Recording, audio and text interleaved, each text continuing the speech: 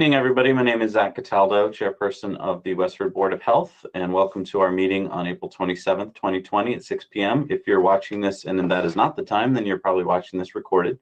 If you're here with us live, feel free to join us online, and we can take your questions and comments. If you want to virtually raise your hand, we can try and get to them, or you can type in your questions in the chat box.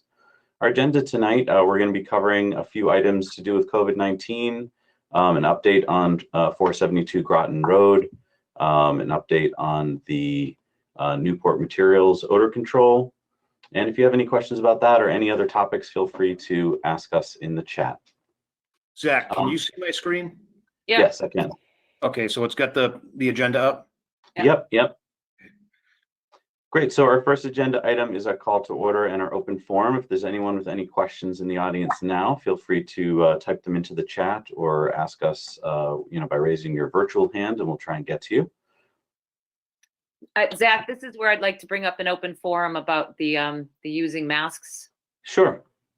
So I know that at this point in time, the governor has recommended, but he has not made mandatory. But there are towns that are requiring their residents to wear masks when they go into public buildings, and they're requiring employees in the public buildings to be wearing masks as well. And I would love to see us do that in Westford. Okay. Yeah. I mean, if you remember at our last meeting a couple of weeks ago, we put out a very strongly worded recommendation to the town that we thought this was important. And I think the thinking, I won't speak for the rest of the board, but my thinking was that this was kind of a step towards what you're talking about doing, Sue, which is making it a mandatory thing, especially in the circumstances that you talked about, public buildings, public places where there's people gathered, businesses, and so I'm in agreement with that. I think that it's one of the most effective ways, including social distancing, including washing your hands, that we can use. It's also a great visual reminder to people that it's reminding them, oh, gee, I don't have my mask on myself, or let me make sure that I stay away from other people. So it's a great way to keep you, thinking that way, because as this rolls on, I mean, we've been into this now for weeks. As this becomes our kind of new norm, I think it is easy for people to kind of forget how important it is to keep up all of these things that we've been talking about: hand washing, social distancing. And as Sue, you mentioned earlier, if you go into a business where some people aren't doing it, it might just become the norm not to do it. Right. And so this is a great visual reminder that, hey, I got to remember to keep everybody safe. So I guess we want to be careful, perhaps, to say face coverings in case some people don't have a mask or. Yeah, that's a good point. Yeah, that's a good point. And I think we should also specify, Zach, we're not talking about when you're running or taking on a bike ride or walking. And I certainly don't want to see people, giving people dirty looks if they're taking a walk somewhere or running and say, where's your mask? I don't want to see that. But I do want to see people in the public places. I don't go anywhere. I don't go in anywhere without a mask on. And I think I'm uncomfortable now when I go in places and I don't see masks on people. I don't know. We can strongly recommend, but I think I would love to see our town, actually require. Yeah. So We're saying in public or in buildings, in public places, in public buildings, in. I know, I don't know how to word that. Yeah, I feel it's important that we get that right, because as you said, Sue, we don't want people thinking that if they're going for a walk down the street or through a trail that they need to wear a mask. That's not really the use of it. It's for it's for definitely enclosed, confined spaces. It's in places where you might be encountering more people than normal, like a supermarket. Right. So if we want to specify, we can be specific and mention specific places to make it clear. Businesses. So if we say businesses, in all businesses or public buildings. Yeah. Does that cover? I think so. Is Ray or Gail on? Yeah. I'm trying to get Gail, but I can't seem to get her right now. I think, what do you think, Ray? I think we need to be specific to, you know, if you're looking at restaurants, like Stephanie had mentioned, you're going to want to mention businesses. If you mention public buildings, most public buildings are closed right now in town. Your schools, your libraries, your town hall. Right. You know, if you're talking public spaces, I mean, that's, you know, I But think public Steph's right. You need to pick which But kind what of about, space. what about something like restaurants and business, and buildings that are open to business? Okay, Something like that? You know, grocery stores. Yeah. Yeah, We could say, yeah, buildings, businesses, and give the example of restaurants, grocery stores, and places open. So I know Joanne's coming on in a second. She's letting me know she would like to weigh in on this okay. for sure. So I think if there's such an order, it really needs to be directed at what the intention truly is, because there will be variables and quite a few of them. Correct.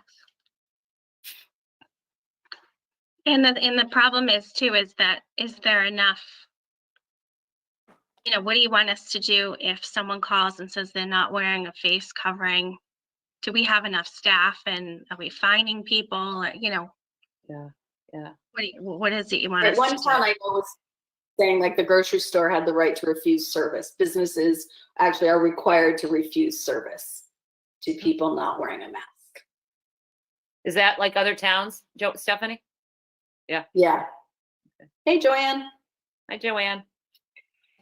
Hi, Joanne. Hi, Hi, Joanne. You're a little dark.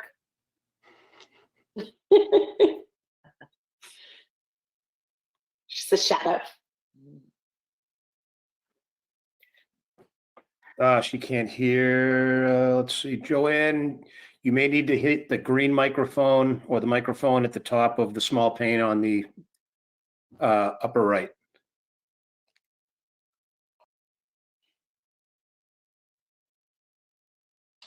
So I'm not sure if Joanne is saying no audio yet, meaning she can't talk to us or she's not hearing us. I think she heard us. Oh, she did? Okay. Well, she wanted to weigh in. She must have heard us.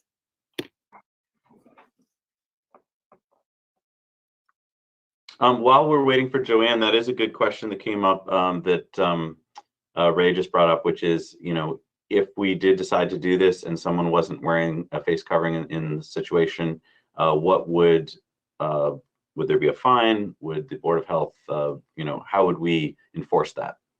And do we have the So staffing to enforce it? That would be language we have to iron out on who's going to enforce it and how we're going to do that.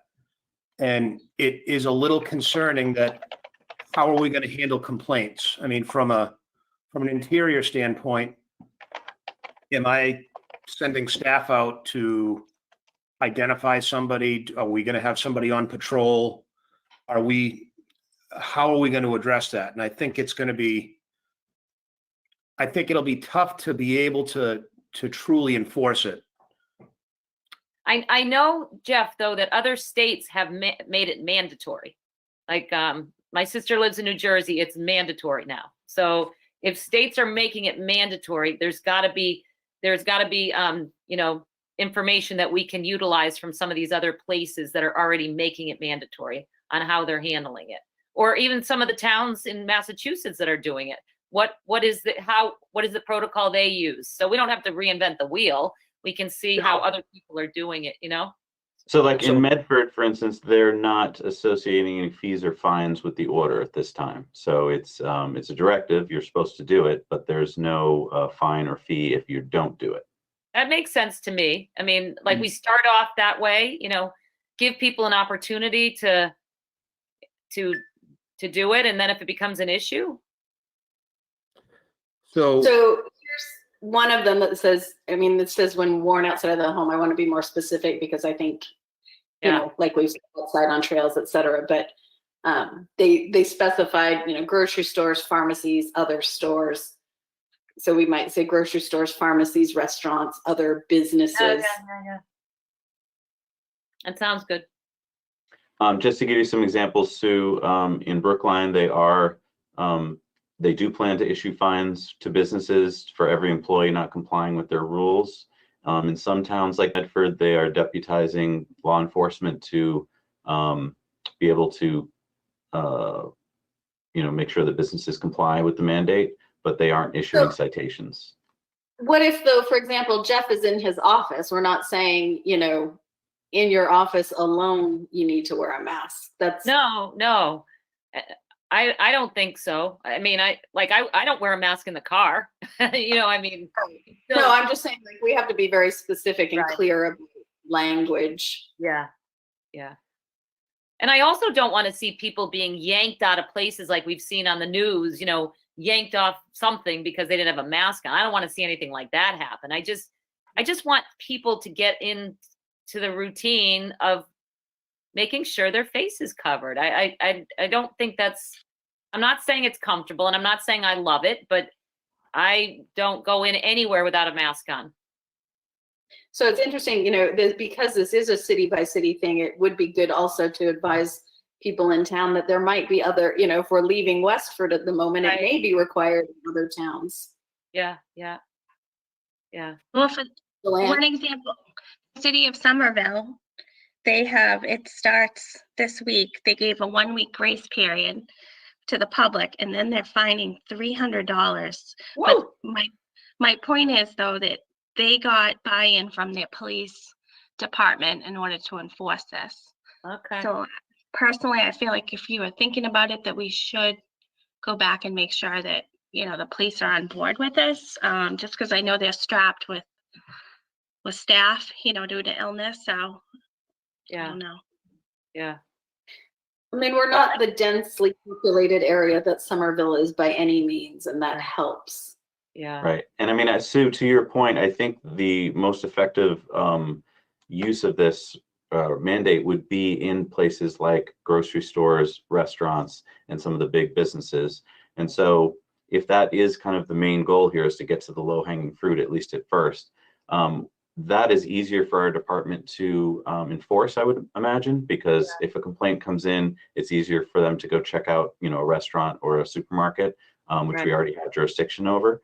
So it might be that this isn't, ongoing steps that we take on. It might be that we want to today make it cover certain easy, low-hanging fruit, restaurants, grocery stores, businesses with, say, a certain number of employees, and then see how it goes over the weeks. But I also want to see the employer. I want to see the people working in the facilities wearing masks too. Like I don't think we should be going into Dunkin' Donuts to get a cup of coffee and I have my mask on and the people working there don't. It doesn't make sense to me, Joanne, can you hear us? Are you, and can you? She can hear us. But you can't, do you have your mic? You have the ability to turn on your mic so we can hear you? Can't hear you. We can't hear you. Do you have your little microphone icon turned on? And do you have your mic on your computer turned on?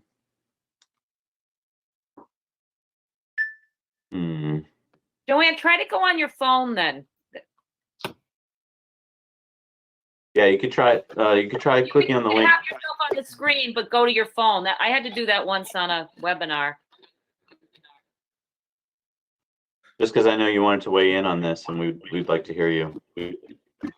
So I have a couple of thoughts. I am very supportive of masks. I still have mine on today because I have it on all the time.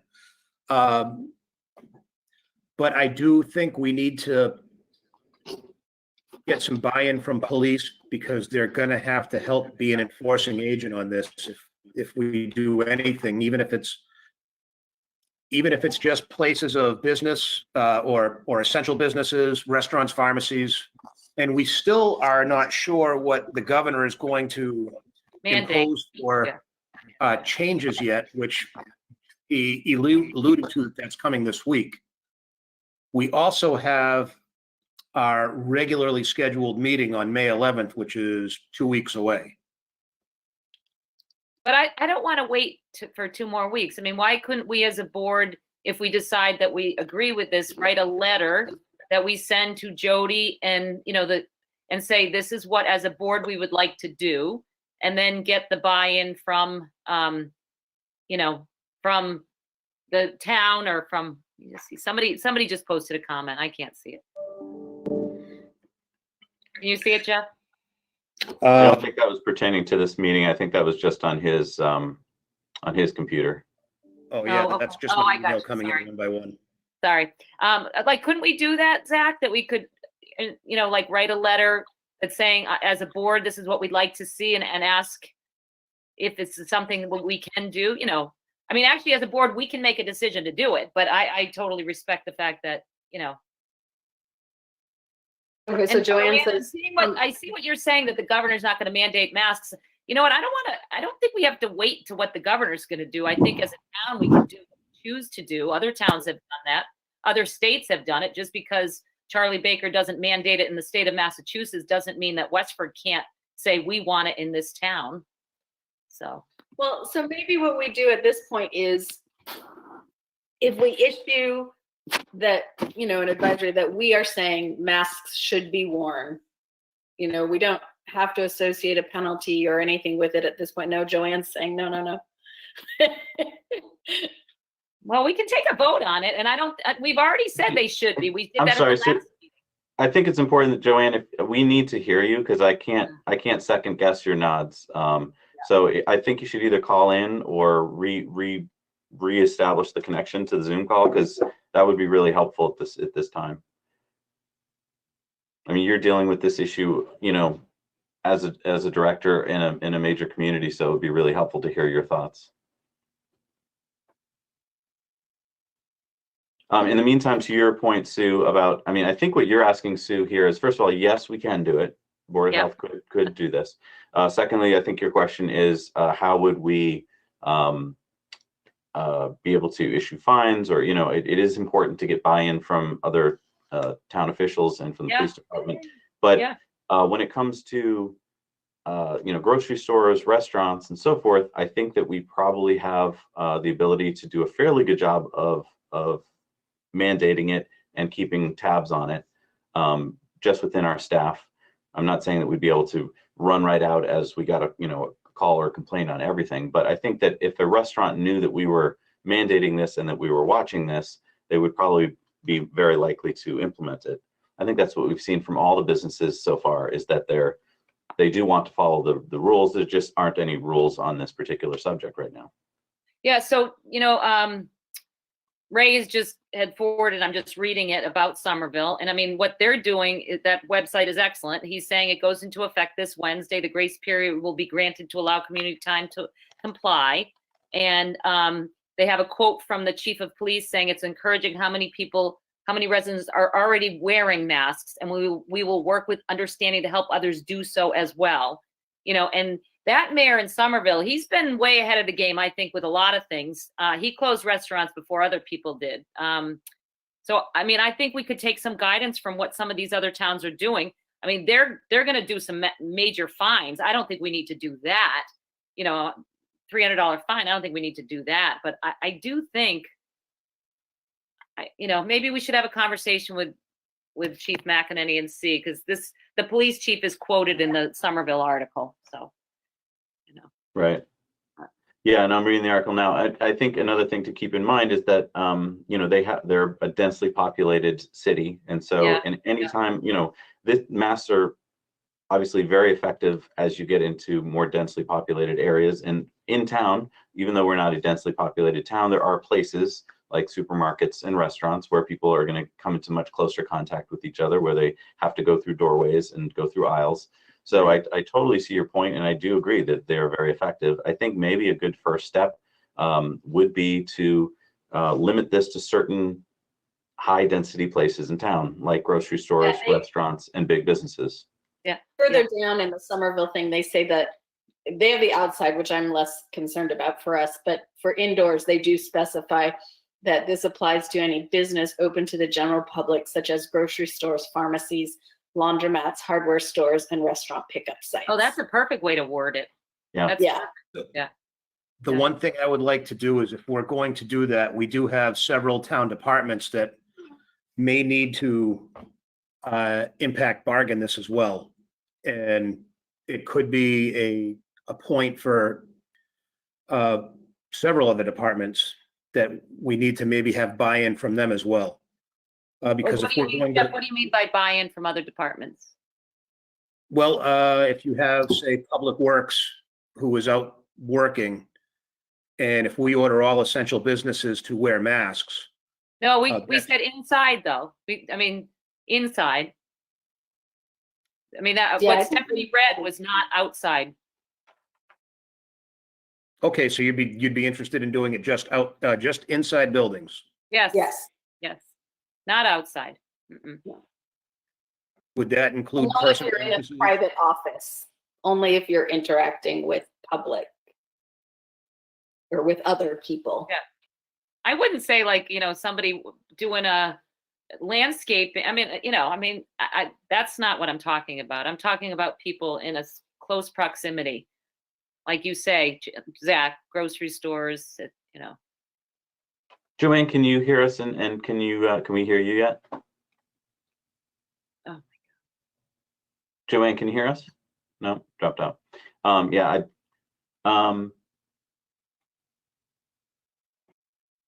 Should we leave this maybe to the end of the meeting and hope I want that, to keep going and come back to this. yeah, if that's Sorry. okay with you, I think it is important to get her Yeah. feedback. Yeah, I do too. Okay.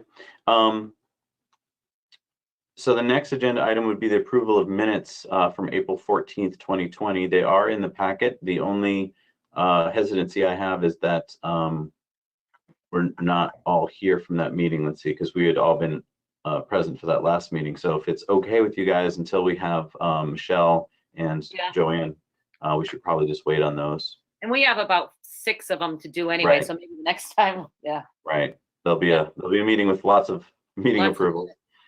All right, so I will put back on, Yeah, I All think the Jeff other- went all the way back to February 10th. yep.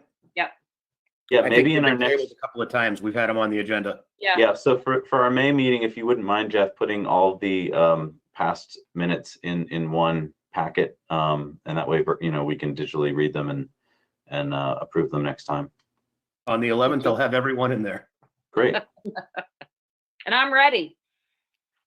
Sue has I got read them my and marked them typo. up. All right, you got your red pen out. That's great. Got my red pen out. The next agenda item is the board to discuss resident safety during the COVID-19 response and the use of facilities such as the skate park, the Bruce Freeman Rail Trail, and tennis courts on town-owned property. All right, so the reason why this is on the agenda is all 3 of those items have been big sources of complaints for our department. We've received several complaints on the skateboard park for people being in there. It's an enclosed area, it's fenced in, with greater than 10 people in there on a regular basis. And I've gone down there, I've seen quite a few people there, quite a few cars. Arnie Price has witnessed it. We've got several complaints from the police and from some neighbors. So in an effort to reduce the spread, we've kind of talked about it, but left it alone, but it appears that it's being pretty much abused. So one thing you asked me to do, Zach, was to do a little bit of research on places that have closed their parks. And the towns that we know that have closed them include Acton, Lexington, Framingham, Haverhill, Marlborough, Malden, Newburyport, Gardner, Northampton, Pittsfield, and in one extreme case in South Windsor, Connecticut, they actually filled it with sand to make it unsafe. California did as well. They Wow. filled them with sand. Wow. So it's certainly not something nobody else has done, and it's clearly been an issue in town. So I guess the question is, do you feel that there is a need to close that skate park? We have put signs up. We've tried to talk to people. The police have been very frustrated with it. I think you need to close it. Close it. I mean, you hate to do that, Jeff, but if people aren't going to listen, I mean, Yeah, and if What- it's what- becoming, go ahead, Zach. What was the density that you thought was a safe number to have in the park? Well, it's actually, if you read the governor's order, there is no density because it's any sports activity that engages anybody that brings them close together. And in that park, they're doing it. And the one thing I equate it to is our playgrounds. We've closed those off completely. And this skate park's an enclosed area, and the density of kids is far greater than 10. And when you refer to just a sporting event, it's got far more than just a couple of kids getting close together. They're congregating right next to each other. They're riding each other's boards. They're riding right next to each other. So it's something that is definitely happening. Yeah, I mean, I'm hesitant just because I know it can be abused and possibly it has been. I just feel like there are plenty of cases where it could be done safely. For instance, if people have been quarantining together and they go to the park together, let's say, a family goes to the skate park together, then that's a safe use of the park.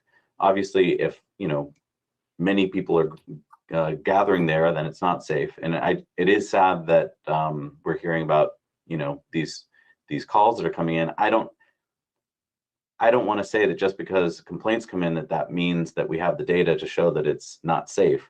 I guess my hesitancy here is we're talking about tennis courts, we're talking about the Bruce Freeman Rail Trail and the skate park. All three are different. We should address Totally them separately. different. But I'm going to be hoping to keep all three of those open if possible.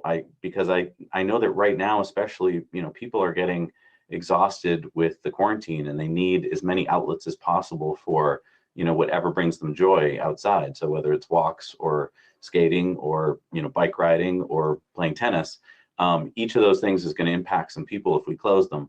And each of those things can be done safely. It is obviously, they can also be done unsafely. So Zach, I have to disagree with you. I have to disagree with you on tennis. If you want to open up anything, open up a golf course. Do not open up the tennis courts. The ball goes back and forth.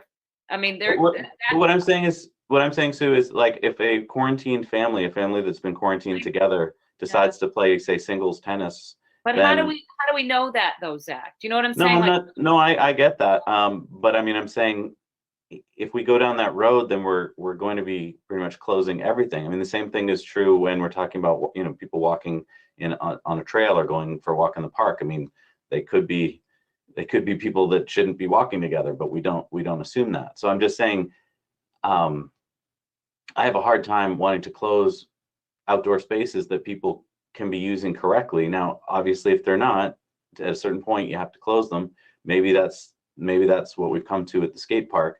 I don't know what these complaints have been. If it's just been, neighbors that don't like to hear kids at the skate park, or if it's truly been just kids abusing the numbers that should be in there.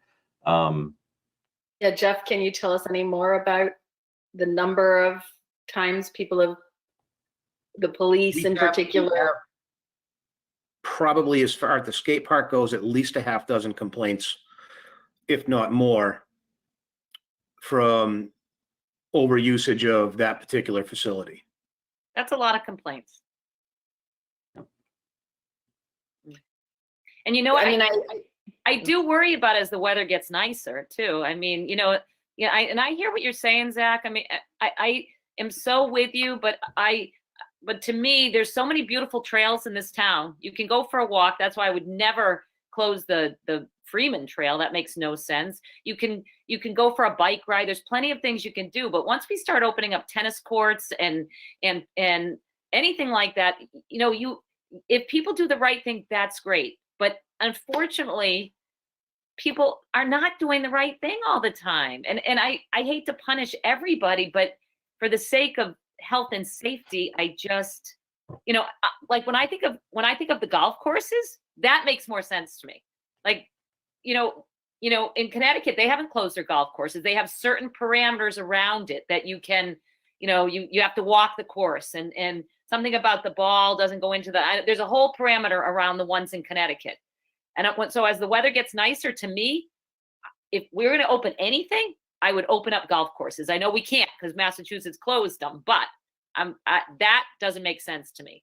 That just doesn't. Can we see if Joanne can speak? She can hear us, but. Joanne? I don't see Joanne on right now. She says she can hear us, but not see us. No, we're not hearing her. It's like me the other week. Why doesn't she call into one Stephanie, of us? Just hold Stephanie, the what was the problem you had the other week? Maybe we can. No, it just wouldn't let me in.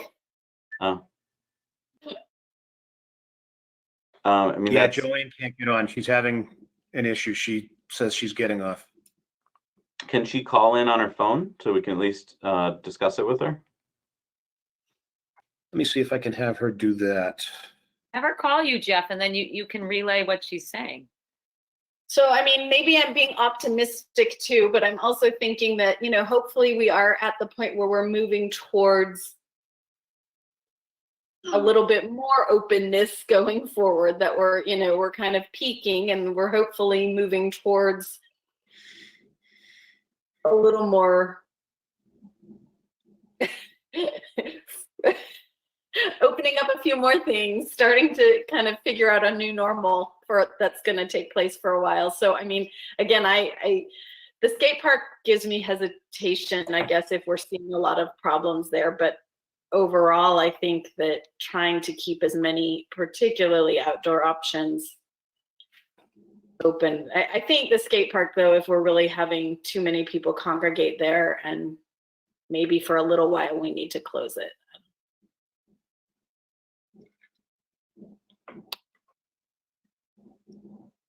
Now the tennis courts, the nets aren't up yet, right? The nets are not up right now. They are hoping to put the nets up sometime soon. I'm a little afraid the golfers will get mad at me if I let the tennis players out. That's what I can't believe we'd let tennis and not golf. That makes no sense. None. And if I were a golfer, I'd be furious if I were a golfer and I saw the tennis courts were being open, but I can't golf. When you're walking, and talk about socially distancing and something that's good for you, you're far apart. You know, I don't know. Yeah, can we revisit this at our next meeting in terms of opening things and see where the state is and how things are progressing? I think as far as the tennis courts go, without having the nets up, I think I would recommend the board make a decision on holding off for either another couple of weeks to put them up, or taking no position, and the town then are going to most likely do what they feel is best for in that department. If that makes sense.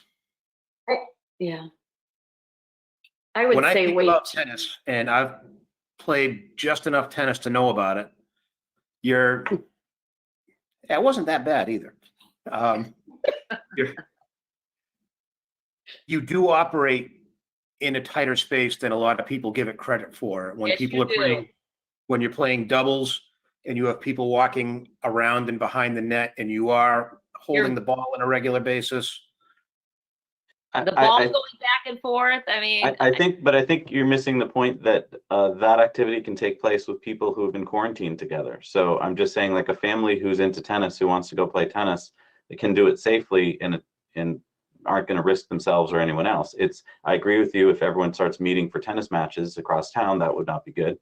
But I'm just saying, and I hear your point, Sue. Can we trust people? Well, we kind of have to trust people. We aren't enforced. I mean, we don't have the ability to enforce everything that we're trying to do. This is a self-enforced quarantine. I mean, people can meet if they want to secretly. The minute you open up tennis courts, you will have everybody on them.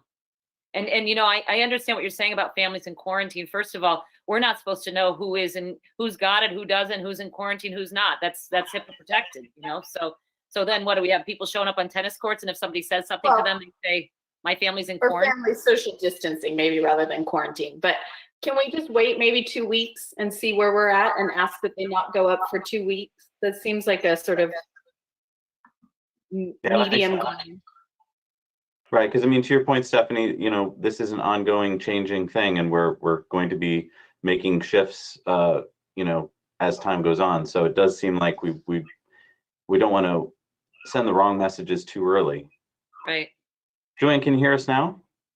I can hear you. Can you Oh, Hey, hear I me? can hear you. All right. Jeez. So There you we're, are. so we're in the middle of discussing resident safety at the skate parks, the Bruce Freeman Rail Trail, and the tennis courts. And Yeah, I've been listening. I've tried 3 computers. I got one to work. all right. Sorry. So yeah, we'd love to hear your thoughts too. So I play tennis. None of you play tennis? I love I haven't tennis. played in a while. I can play tennis. Yeah. All right. Too much tennis Oh. elbow. Yeah, so I didn't quite get the reasoning behind the tennis court thing. That's not socially distancing when you play tennis. You're way more than 6 feet apart. Not if you're playing a game of doubles, not with the ball going back and forth. We don't have golf courses open, but we can have tennis courts open. That makes no sense. Well, I heard part of that conversation, and I don't necessarily disagree with you, but I'm just saying what the rationale for not opening the tennis courts. What does the ball going back and forth got to do with anything? People, You touch ready? Surface. Well, that's only if you're playing doubles. If you're playing singles, and if you're playing doubles, you're moving. You're not. I understand what you're saying, but I don't think tennis is the right thing. Maybe, I mean, if you're talking about a basketball game where everybody's in each other's spaces, that's one thing. But for the most part, unless you're going to the net for some reason, you usually play off the back line, so you're way far away. Then you must not be a good tennis player if you're only playing on the back line, Joanne. lots of people are up in the front. Pretty good tennis player. Anyway. Then you don't always stay right on the back line. You don't. No, you don't. But you're one person on one side of the net and one person on the other side of the net, and you're way further than 6 feet apart. I disagree. When you come up to the ball and you're right at the net and you're hitting the ball over, you're not 6 feet apart anymore. I would hope so. Otherwise, you're smashing it into somebody else's face. Okay, John. Anyway. Well, I mean, to Stephanie's idea of perhaps waiting a couple of weeks and seeing what we get from the governor, I don't think that we should be making decisions based on what, the golf courses. I agree with you, Sue. I don't see that there's any risk there, but I don't think that we should be saying, well, sorry, golf, tennis players, because golf's been shut down, we're going to shut you down too necessarily. I do think that you can play tennis safely. I also think that you can play tennis with people that you've been quarantined with, and so that would be safe. So I just hate to see places closed in town. If we're starting to get lots of complaints, then I'll go along with the skate park because we did get complaints. I wanted to keep it open, and I was hoping that people could obey the rules that we had put in place and keep the volume down inside of it. But if they're not, then I can see that. And again, if we close it for 2 weeks and at our next meeting, we see what's going on in the state, what's going on in the town, how our caseload is going. If we're seeing it increase, then maybe it's okay to open it back up again. Yeah, that makes a lot of sense to me. Yeah. So the only thing that's open that shouldn't be is the skate park? Is that where we're at? Yes. So The tennis courts are not open yet because the nets aren't up. They'd like to put them up. What is the weather's- complaint about the rail trail? All right, so the rail trail, I would never, ever recommend closing ever. So just to Yeah, come me out front saying that. Yeah. The reason why I put that on there is more of a point of procedure for the meeting, that it's getting a lot of use. And the complaints that we are receiving, believe it or not, we are receiving complaints about the rail trail, is that the density on it is really high, especially on the weekends with people running, jogging, walking in large groups, having to pass by each other, which I mean, when you've got a rail trail that's 8 to 10 feet wide and you have a lot of people, there are going to be people that come close to each other. I think more the message needs to be is that if you're out walking, we recommend the mask. If you're doing a hard physical activity such as biking or jogging on it, a mask may not be an option for you, or a face covering while you're doing those things. But people do need to be cognizant of that when they are out there. A lot of people are passing through and by other people's properties in very close proximity, And those are the complaints that we're getting, are the people that are saying, we have these people walking by us, we don't know who they are, they're not wearing masks, which is affecting where we can be in our own yard. Wow. Well, you know, That's, But that's what we're getting. that's what they're complaining That's about. what's coming in. that's just, well, okay, I get it, but let's talk about the reality. It's 15 minutes within 6 feet with no covering on your face. I mean, even people that are jogging past another person, the nanosecond that they're running past them, like, you know, really? Yeah. And we don't own, you know, the rail trail is, I don't even know how many miles now. What are we gonna do? Shut the No, Westford yeah. borders? Like, I that's, have no desire to do that. Yeah. Well, No, but- look at East Boston Camp is packed on the weekend. I never go near there anymore because it's so packed. But so we've, you know, I keep trying to find different places to go, but I would certainly never close down EBC either. You know, No. you want people to have places to go. right. You know. I mean, I see it all the time. You know, maybe, you know, have a mask in your pocket or whatever, but the passing by of people,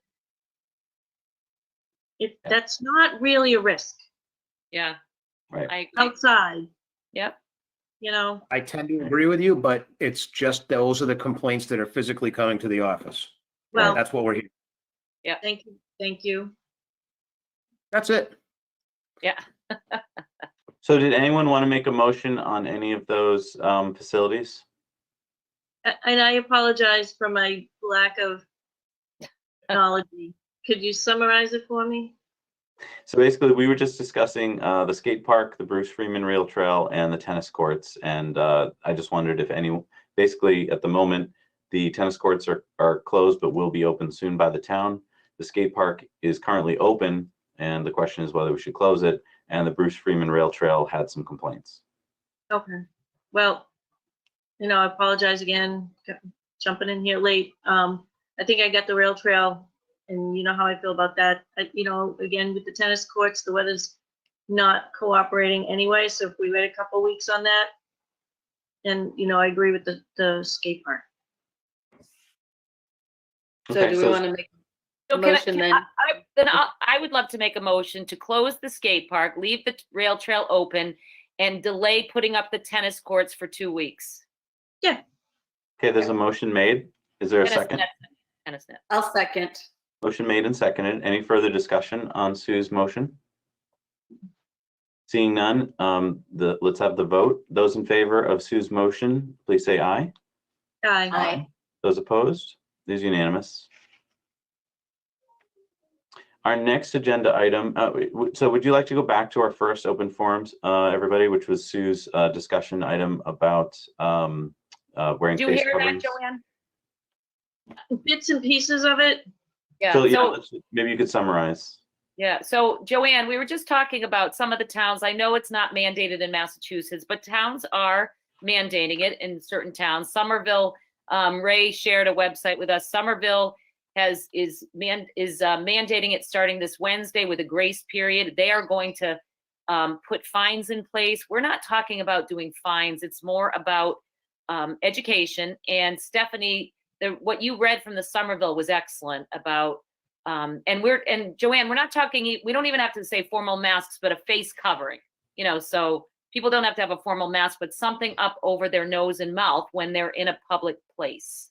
So Stephanie, what was the wording on that? Yeah, so we would say something like face mask coverings and then must be worn. It applies at any business open to the general public, such as grocery stores, pharmacies, laundromats, hardware stores, and restaurant pickup sites. But that's already in effect. What's that? We recommended it. We didn't make it mandatory. Or we didn't make it mandatory.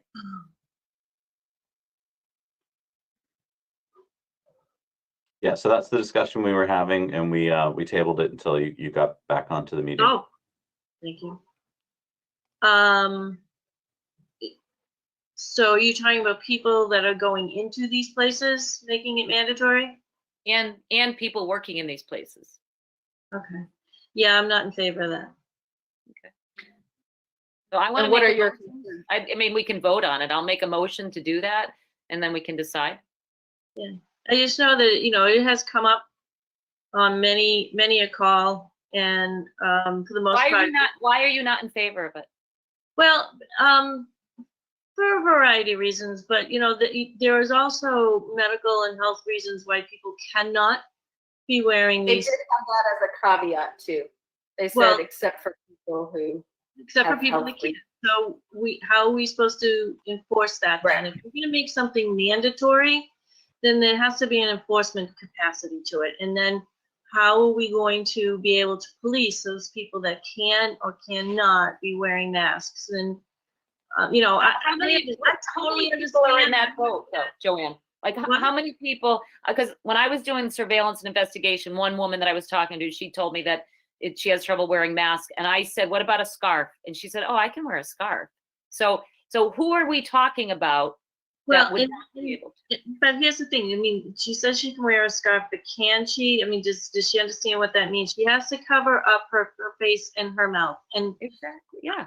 yeah, and most people are doing it, but you know, and I get that not everybody is doing it. I think in certain industries, you don't want people, you know, behind a grill or in front of any flammables, just like they can't be wearing, you know, plastic gloves. And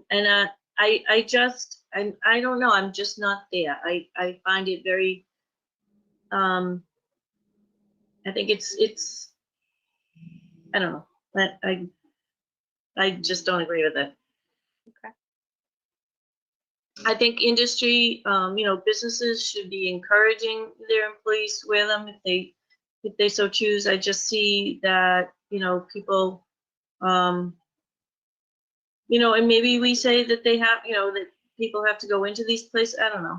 I just, the mandatory part is the part I'm just not on board with. Jeff, did you say that, have there been complaints coming into you about, you know, people not wearing masks at the grocery stores and things? There have been complaints about people not wearing masks since day one. Well, they There really want them have on the been. rail trail, they want them wearing masks because they're afraid they're gonna breathe on them trees. So, That's true. The only reservation I really have is I mean, I'm a person that Enforcement. wears my masks and I recommend you wear them all the time. My concern about making it mandatory is if we're going to make something mandatory, I think it should be completely town-wide and not try to limit it to an area. And I don't know that we can do that effectively in just making it mandatory for inside buildings. Wait a minute. That's- Wait a minute. So you think if we try to put this in place, we can't specify? Like, so in other words, I would absolutely be opposed to, that we'd have to wear masks walking, running, outside. I would definitely be opposed to that. But why can't you specify indoors? who's gonna enforce it? You know, anyway. I just No, want, I'm you know just what, I guess, asking, if you're gonna I'm make fine, something we don't- mandatory, what's that? if you're gonna make something mandatory, who's gonna enforce it? Well, we were already talking about that. We might have to get a buy-in with the police, with the town manager, although we still, as a board, can make the decision. And honestly, if you guys don't want to vote for it, that's fine. But I, Sue Hanley, want to go on record that I want this mandatory in Westford. So I promise, whatever you guys decide to do is fine with me. But I want to make sure it's on record that I would like to see this in my town. So. No, I hear you. I'm just asking the follow-up question. If something is made mandatory, then there has to be an enforcement. So who is gonna do that? And where? And under what circumstances? I had said like there's I other mentioned- towns doing it that we can put in verbiage about how they're doing it. And there are some towns, before you came on, Joanne, Zach was saying that Medford is not imposing any fines. So, and again, if you start saying it is mandatory, then people are going to start to do it. Then people are going to give you a funny look if you're not wearing it in a public place. I think it's going to be a natural situation that everybody will start wearing it without having to have brute force police coming in. When you get the word out to businesses and in general on the website, through the town news, you know, through listservs and things like that, that this is what we are asking. We're requiring now that residents do this. And again, So non-residents don't have to? all right, people in this town then, yeah. So there was, People going into So I'm not business. giving you a hard time, but when you gotta think through all of these I things. know, So Joanne, but I am shocked that you as a nurse, and especially being in the don't position. go there. Okay. I don't agree. Doc- And so I know that, you know, some towns are saying it sort of in the vein of, we have the no shoes, no shirt, no service type signs that used to be up. You know, you just ask businesses to say, if people aren't in compliance and protecting their employees, they won't serve them. Yeah, exactly. Yeah. I would need to do a little more research on how that would be actually written. Okay. Yeah. I also think that it would be important to get buy-in through the selectman, town manager's office, police, because I think that if you want this to be effective, Sue, then you want, you know, a message to come out from the town that this is Yeah. No, I something we back. So it Well, I might mean- make sense to have Jeff at the staff level be talking to the rest of the town to see, you know, tell them, maybe you'd like to make a motion relative to something that you want to have done coming up, see how the board feels, pass that on to Jeff so that he can check with the rest of the town. That would be my suggestion if you want to go forward with it. Because I got to be honest, I'm in agreement with Joanne here. Making it mandatory when we don't have, I understand the point of what we did 2 weeks ago. We were trying to get the message out to the town that this is an important thing to do from an educational point of view. But if we pass it as a mandatory thing to do, then we are going to start to get, you know, we're going to have to actually figure out how to enforce it. Otherwise, it doesn't have any more teeth than what we said 2 weeks ago. And if we can't enforce it, and if we don't, for instance, get buy-in from the police so that they're getting calls and they're like, well, we're not going to enforce it, then you're just going to get this kind of mixed message. And I think it would be better to pass something that we have an actual idea of how we're going to enforce it. So in Medford, for instance, they say that at the moment they're not going to issue fines. Maybe they have some plan as to how they're going to handle it, you know, 2 or 3 weeks from now. I don't know. Well, I'd be happy to look into it. You know, I'd be happy to make some calls and find out how other towns are doing it. I think the one thing that I've been very proud in Westford is we don't wait to see what other towns are doing. We make decisions that we think are the best interest of this town. And so I think that's how I feel. Just because Chelmsford hasn't done it or Littleton hasn't done it, doesn't mean Westford shouldn't do it. So I think, you know, that's all I'm saying. And again, everybody is entitled to their own opinion, but I would hate to see us not imposing something just because people around us aren't doing it, you know, and I think that's what it feels like to me right now. And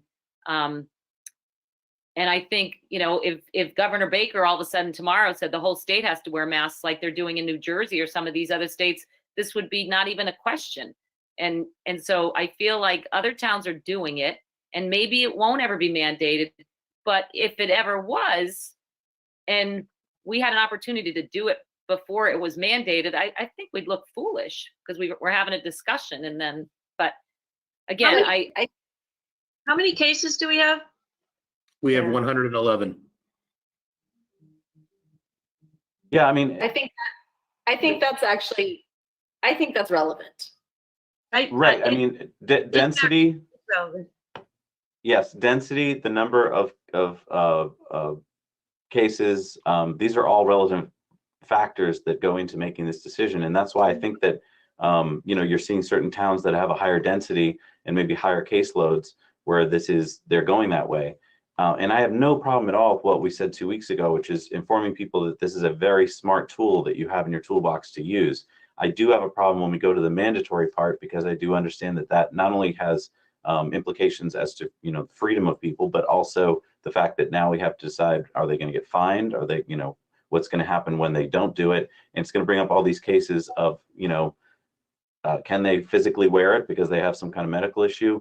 You know, what do we do when someone just refuses to wear it? Like that's a question I have right now. If we made this mandatory and then some restaurant worker refused to wear it, then they shouldn't be working in the restaurant. Safe to wear. No, they can't be wearing those things behind a grill. And I'm not saying I'm saying if they're at the window and they're the person, you know, taking the money or whatever, they should be wearing masks. I'm not saying the people behind the grill should. Right. I think it just opens up to, if you say that everybody in the industry has to or anybody inside has to wear a mask. That means everybody, and then we have to make exceptions for people. And then, you know, we all go to Chelmsford and Littleton, and, you know, we're crossing borders all the time, and we put it on, we take it up, where do we put it on? So do we stop people and find out what town they're from? And then we have to, like, No, you're just in our town. They have to wear it.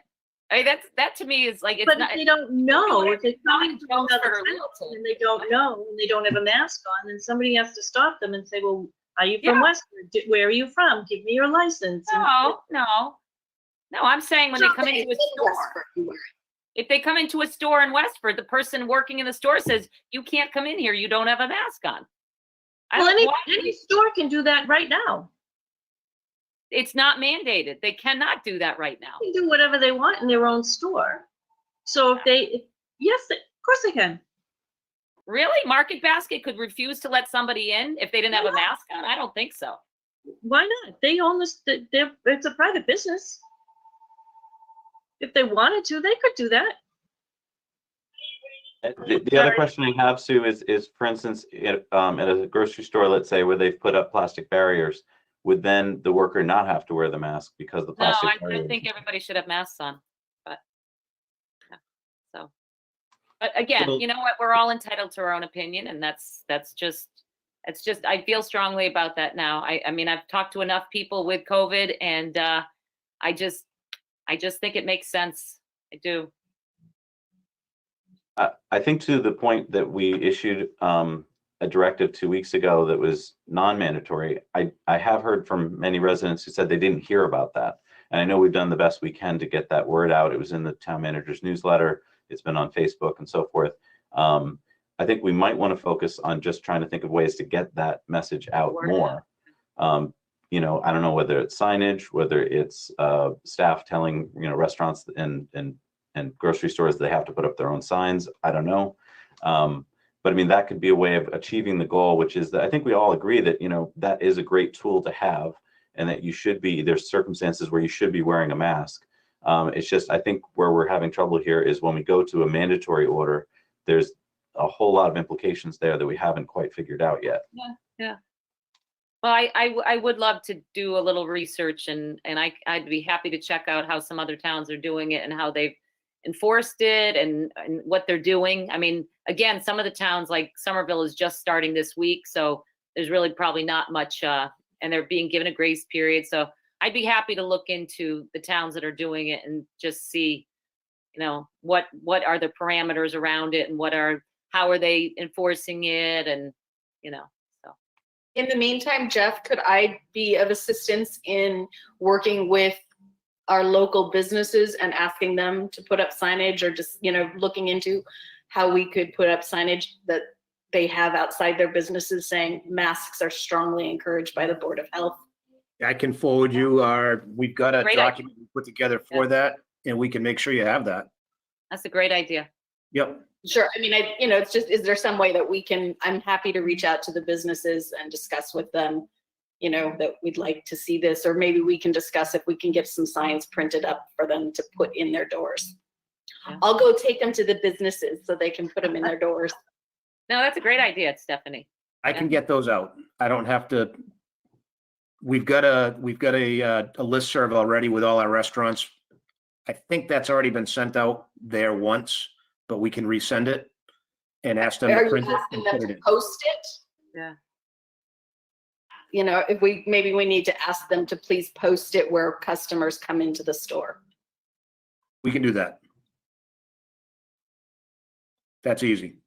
If you would Okay. like, I can put this back on the agenda for the 11th for a Yeah. vote, which I think may be actually more appropriate where it's not actually on the Okay. agenda. Okay. I know, that was supposed to be open forum, so that's where that came from, so. Anyway. So that Yeah, may it's be a better spot, and it's an important conversation. Definitely. But I think if we've got it on the agenda, it'll be a better spot for people to listen in on it. Okay. So Okay, you want great. That's only so you don't want even any motion made at this point in time? You want to wait until the 11th? Is that what you're saying? Well, where you guys are the board, I obviously take my orders from you. I'll do whatever you'd like.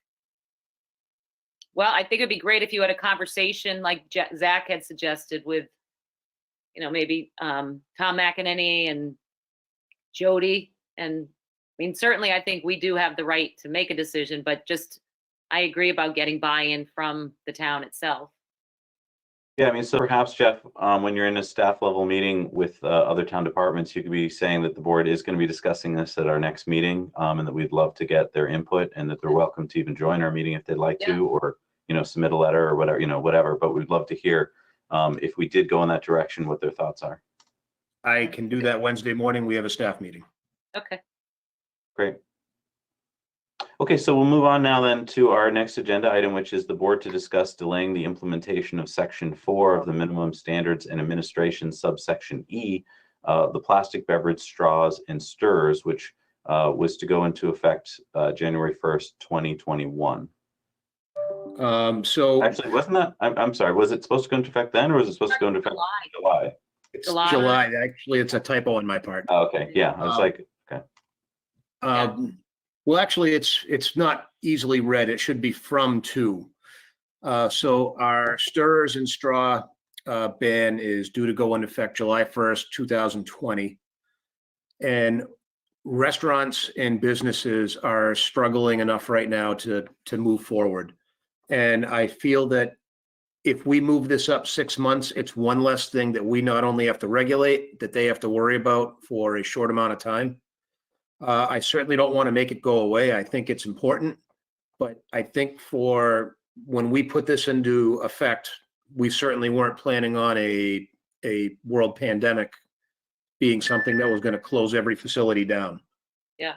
So I think it might be helpful for them not to worry about this one item for 6 months.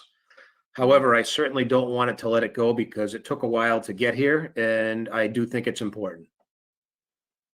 Oh, and just to your point, Jeff, and Ray pointed out that is listed correctly in the agenda, that we are discussing delaying the implementation until January 1st of 2021. So that is correct. I'm sorry.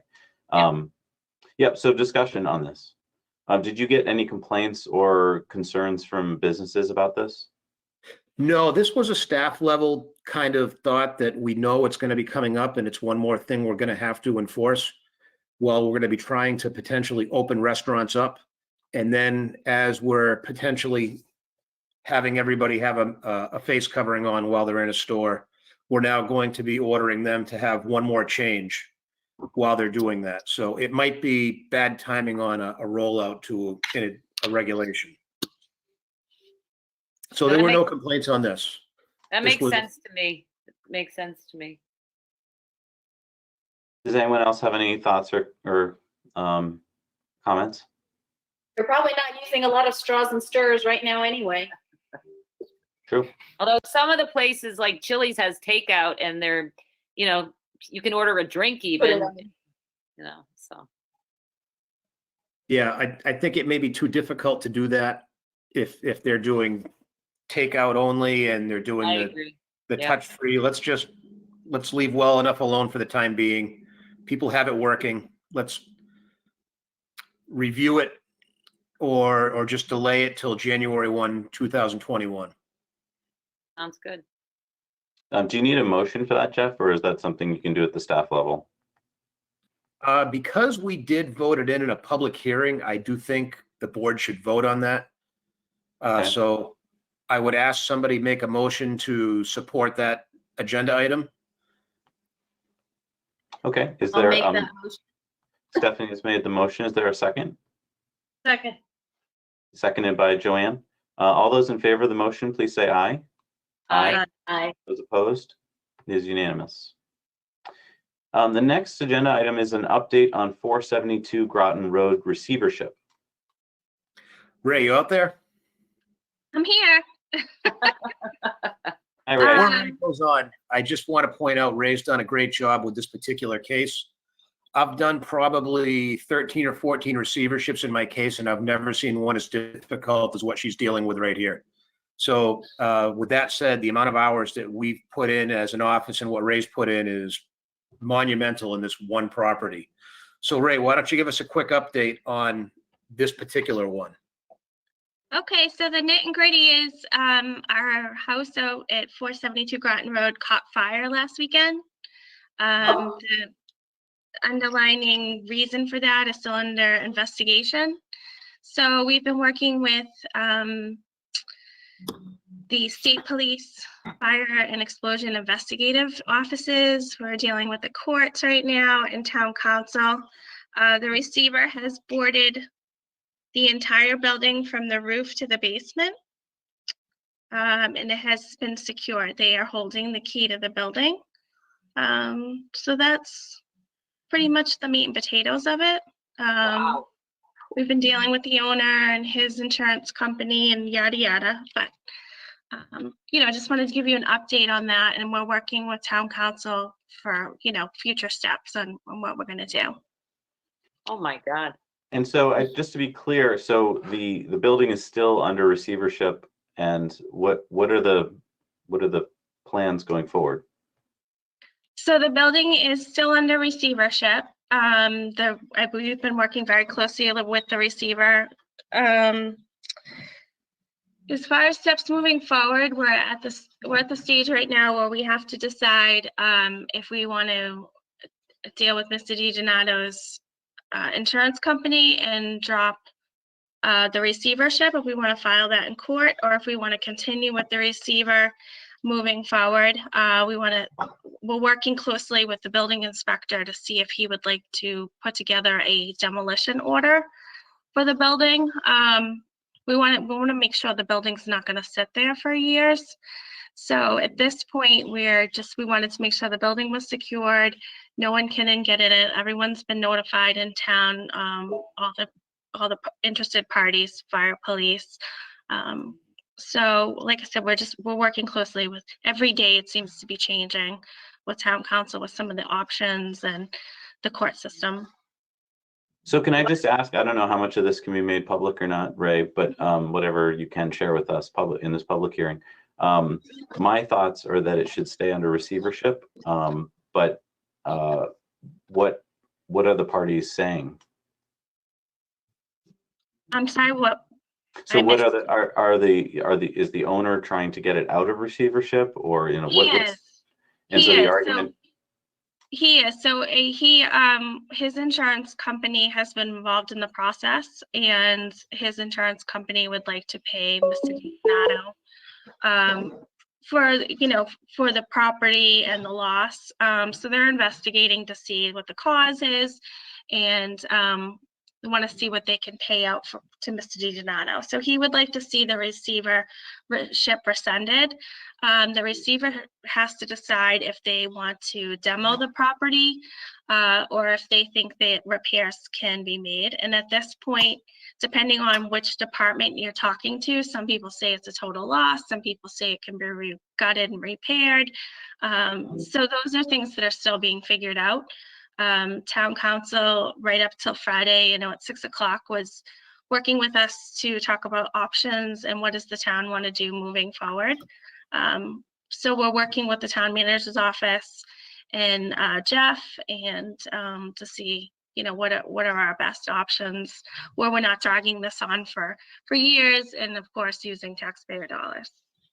So I'm just a bit. Have the ability to take himself out of receivership? I thought that was a court-appointed thing. It is a court-appointed receivership, but the receiver can say, because what happened is the receiver is brand new. So the receiver was court-appointed to us. This is their first receivership, so they did not have insurance for this building.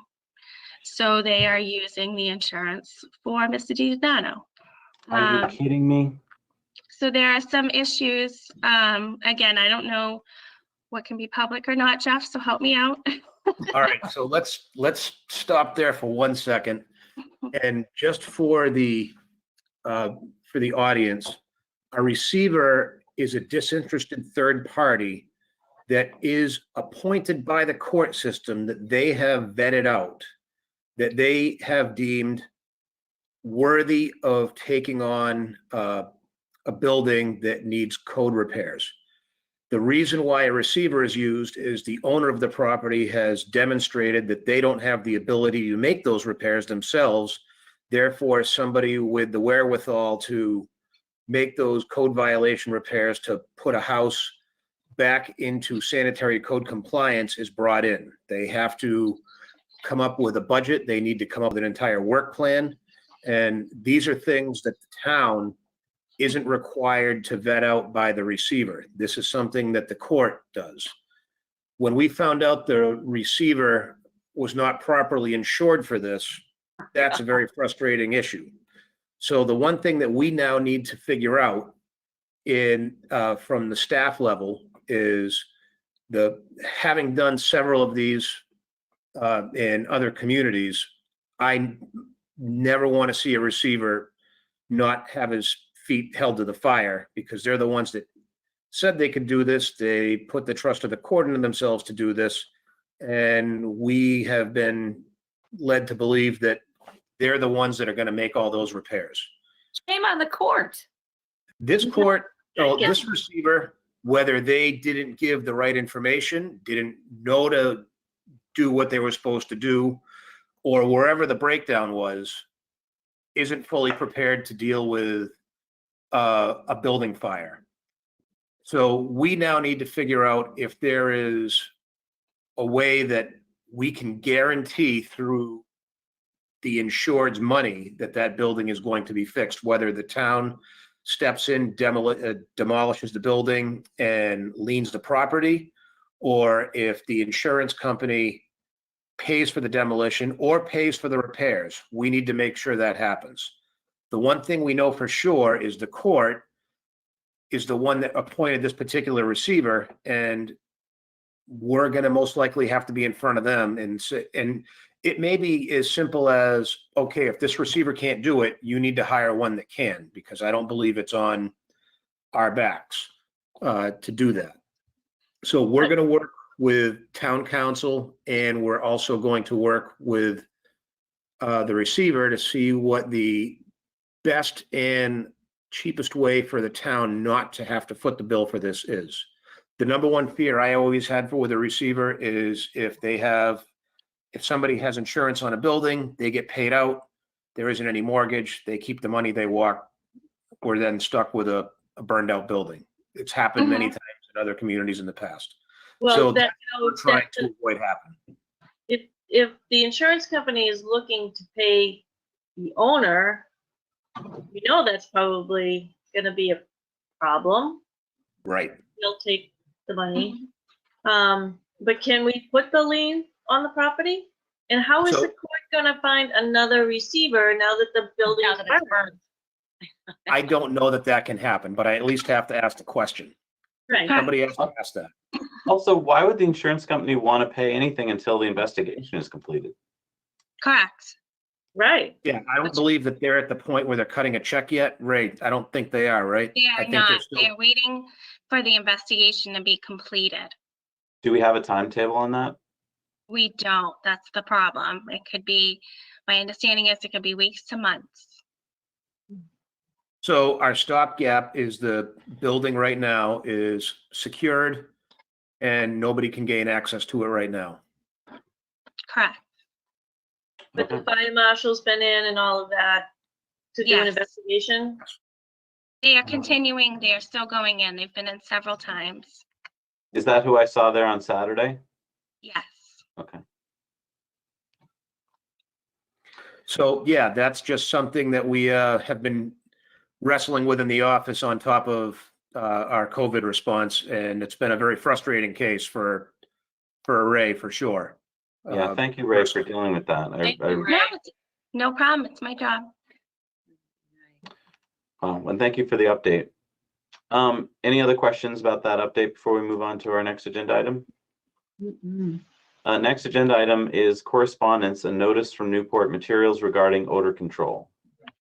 So what I put in your packet is we don't have an opening date for Newport Materials yet, but they did send us or sent me this correspondence. It is basically the MS or SDS sheet for the EcoSorb product. That's going to fall under a hazardous materials permit on how that'll be stored and how they're going to use it. But because we had spent so much time on that particular topic, I just wanted to let you know that we're getting correspondence again, which I've kind of kept up with whenever there is. If I And- could, go ahead. I just wanted to say that I've been out to the site with the Chelmsford Board of Health, and they are ready to go. They are ready to open. I just wanted you to be aware of that. So was this a product that I mean, because isn't this pretty much what we were discussing recently with the whole park thing? This EcoSorb was one of the main ingredients in the material that was of concern regarding what was put in as fill in the playgrounds, I thought. EcoSorb? Yeah. No. This wasn't put in the playgrounds. No, but it was in the material that was used, I believe, from the research I did. Anyway, It might have been. Was this part of the discussion from the beginning? Or is Yes. this a new hazardous materials permit that we're, This has looking- been discussed since day one. I can remember EcoSorb being brought up right from when they filled out their entire hazardous material storage permit, which is a 3-ring binder with maybe 100 pages in it. okay, so this was always part of the plan. Yes, Yes. it's part of their odor control plan. Okay. I think Michelle had some questions she had.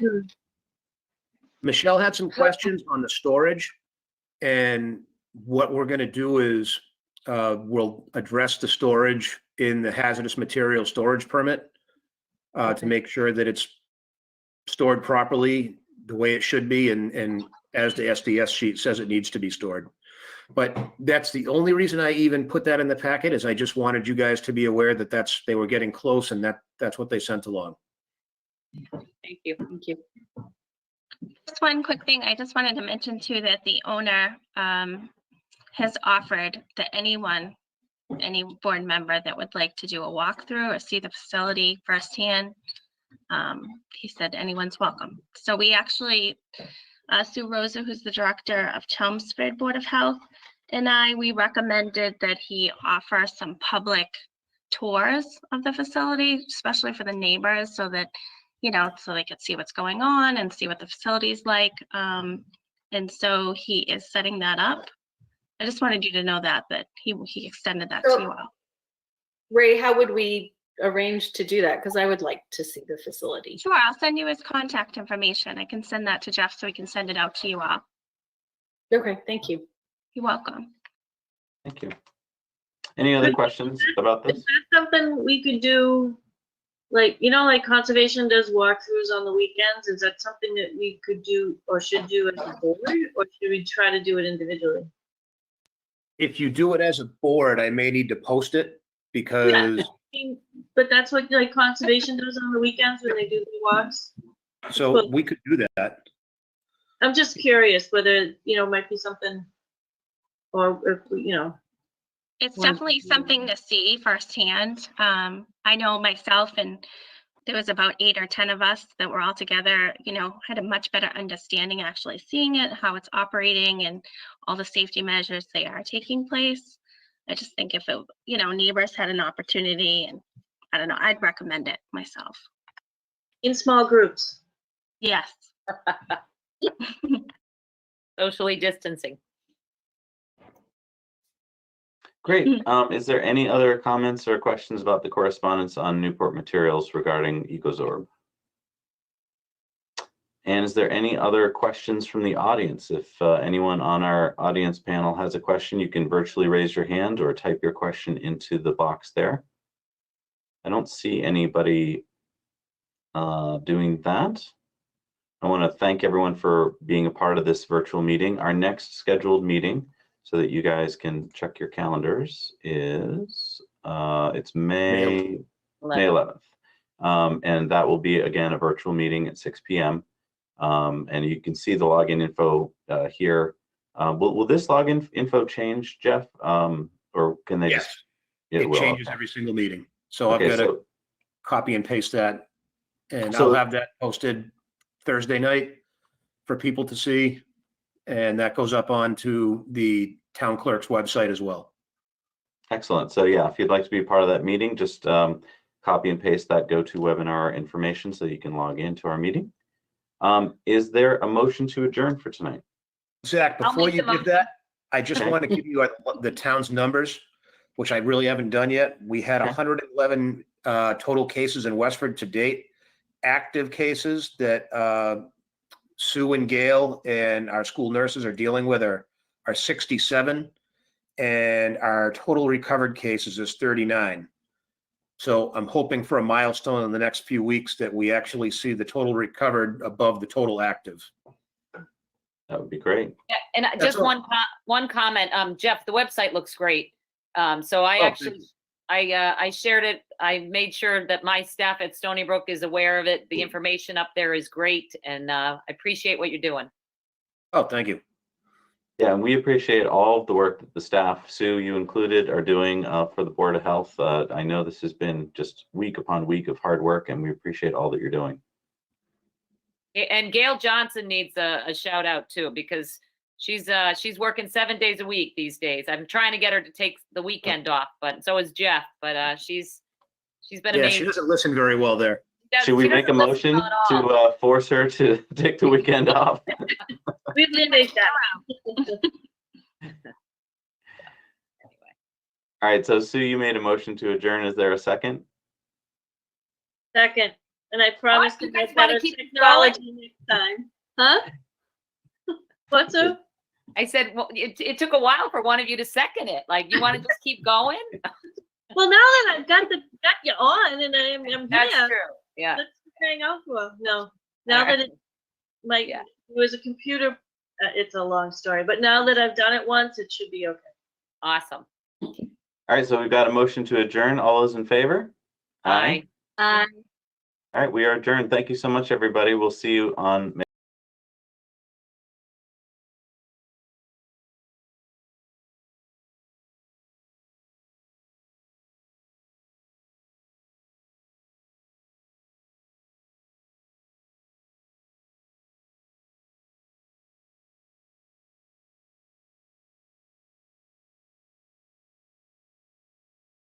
We are adjourned. Thank you so much, everybody. We'll see you on May